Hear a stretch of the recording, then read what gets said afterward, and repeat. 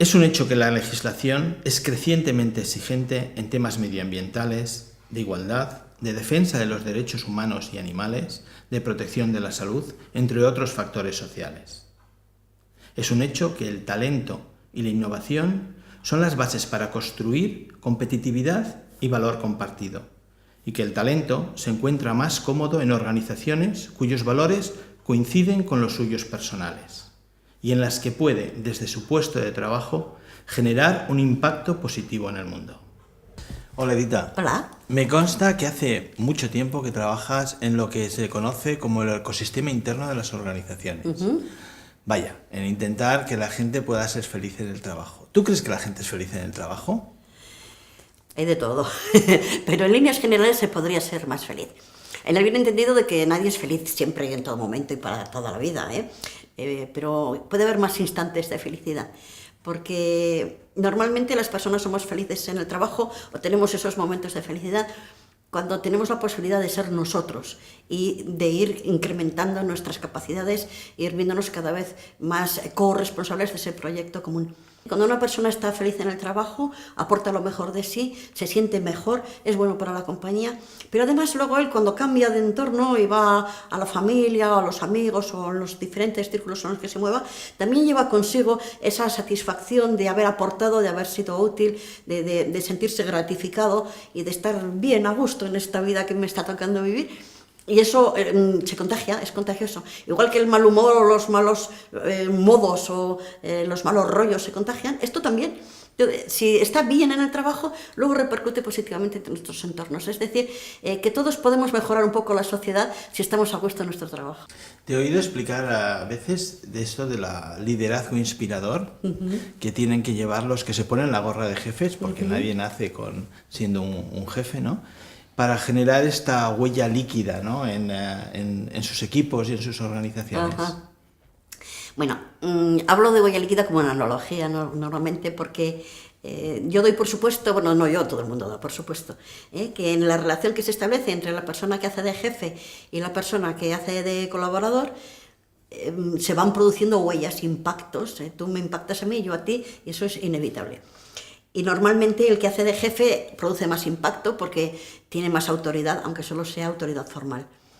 Entonces, en función del tipo de relación que establezca el que hace de jefe, puede provocar diferente tipo de impacto en el colaborador. Yo suelo distinguir tres tipos, por simplificar. El primero sería el que todavía no tiene experiencia, no sabe cómo hacerlo y está más preocupado de sí mismo que de lo que hace el colaborador y normalmente va dando palos de ciego y produce una huella, yo llamo pétrea, algo sólido, duro, que puede ser molesto, que es muy mejorable.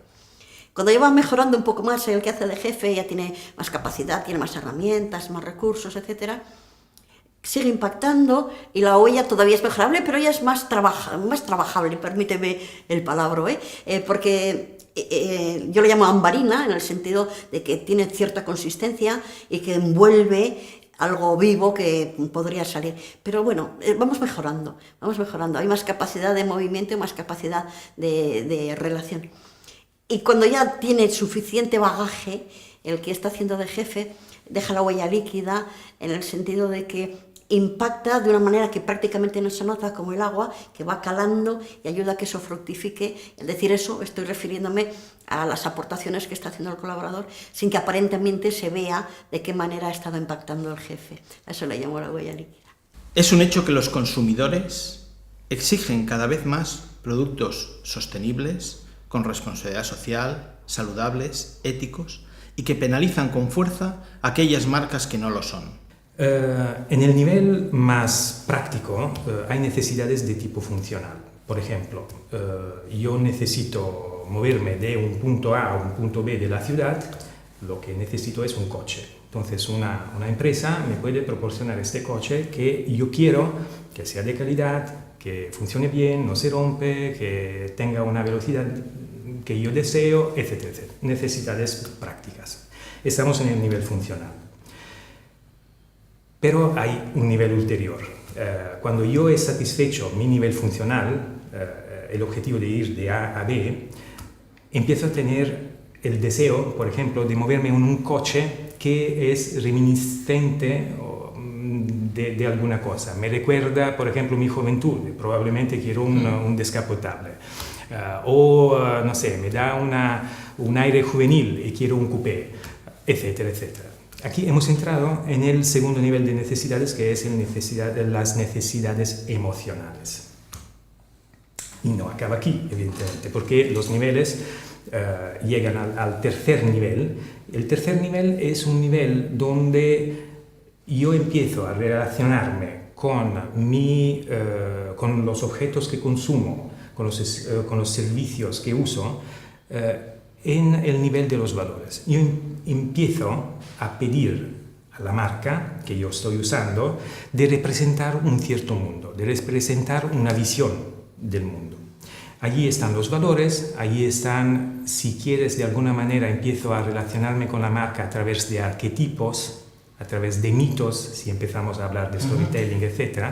Y esto es el nivel, si quieres, que podemos llamar espiritual, es el nivel de los valores. En todo el mundo, investigaciones recientes lo ponían en crecimiento y de todas maneras a un 19% de la población mundial. Estamos hablando a nivel global. Pues en Europa es igualmente relevante y en España es un 21% de la población. Entonces no es un demográfico irrelevante, es muy relevante, es el 20% del mercado. Y es un demográfico que pide exactamente esto, pide a las marcas de significar algo. Y entonces la oportunidad para las marcas es la de aclarar, entender claramente cuál es el set de valores, la visión del mundo que yo puedo ofrecerte a ti consumidor para expresar tu identidad y hacerlo de una manera efectiva. Es un hecho que las organizaciones de capital e inversoras cada vez tienen más en cuenta la sostenibilidad y la responsabilidad social de las empresas en las que invierten. ¿Porque valoran estos aspectos? Sí, desde luego, pero también porque no pueden asumir los riesgos de invertir en empresas carentes de responsabilidad. Todos los estudios que puedas pedir, pero además a las organizaciones más tradicionales, a un Nielsen, a un Deloitte, Forbes, Harvard, es decir, los tótems de la economía mundial. Todo esto no lo discuten, lo que están diciendo es para como máximo el 2020 las organizaciones o son plenamente sostenibles, plenamente responsables, plenamente transparentes o directamente no son competitivas. Es decir, ni siquiera ya es una ventaja competitiva, sino que es una línea roja a partir de la cual las compañías quedan fuera del mercado. Se ha convertido en un factor higiénico. Absolutamente higiénico. Tanto, es decir, fuera de eso estás fuera. Estás fuera. Tal es así que incluso el mercado de capital, las empresas que apuestan por invertir dinero, también están apostando por la responsabilidad social y la sostenibilidad. Sí.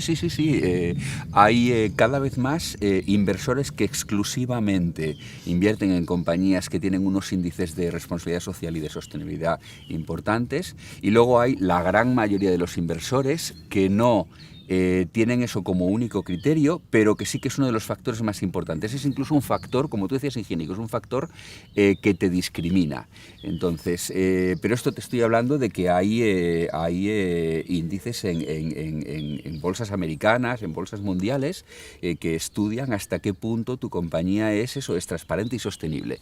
Y si no das unos mínimos, directamente los inversores no invierten en ti, ya incluso no porque sean happy flowers, ¿sabes? Sino simplemente porque dicen, es que el riesgo de que esa compañía en la que yo estoy pensando si invertir o no, de que esa compañía se quede fuera de mercado por un factor medioambiental o un factor de relación con los consumidores o un factor de discriminación laboral, de reputación, el riesgo que tiene es enorme. Entonces yo no quiero invertir en una compañía que tenga riesgo. Y los inversores, el dinero está empezando a veces a tener conciencia, a veces a tener prudencia, a veces la suma de las dos cosas. Eso es tremendamente poderoso. Y entonces, si las organizaciones han de caminar hacia este futuro, Ajá. ¿cómo podemos ayudarlas? ¿Qué podemos hacer para hacerles más fácil este camino y esta evolución? Es muy buena pregunta. La respuesta es muy sencilla, es siendo pragmáticos, porque estamos hablando de organizaciones que funcionan. ¿Sabes aquel dicho, el adagio tan conocido de lo que funciona no lo toques?